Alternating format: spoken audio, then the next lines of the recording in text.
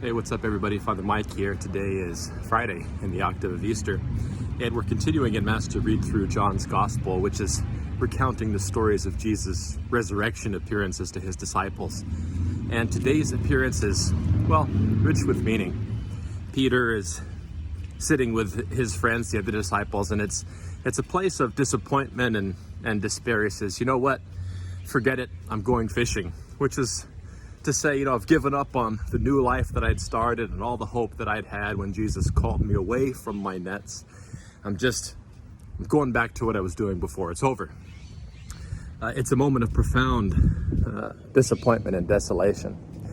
And it's in that context that, he fails to catch anything, and Jesus appears at the shore and asks, have you caught anything? Cast your net over to the other side of the boat, and they catch fish. And of course, that story mirrors Peter's original calling when he was first called away from his nets. And it's in that context that they recognize the Lord and have breakfast with him. There's something so striking in this for me. And it's this, when we find ourselves disappointed, we've been going at it, trying to break our bad behaviors or live a life of faith or whatever it might be. And we're just not getting there.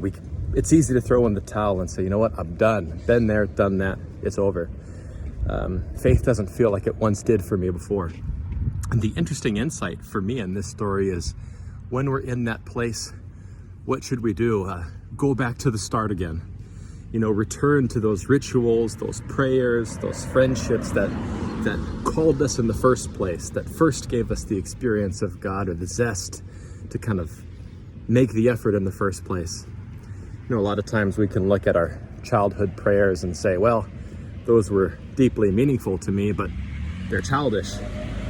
And they were, because we were children at those times. But to offer those prayers now as an adult adultifies them. And I wonder, for those of us who find ourselves in spiritual desolation, disappointment, if there's not a great value in going back to the start, returning to those practices, those people, those devotions, if you want, in our lives that we know brought us to the Lord. They may just do that again. God bless.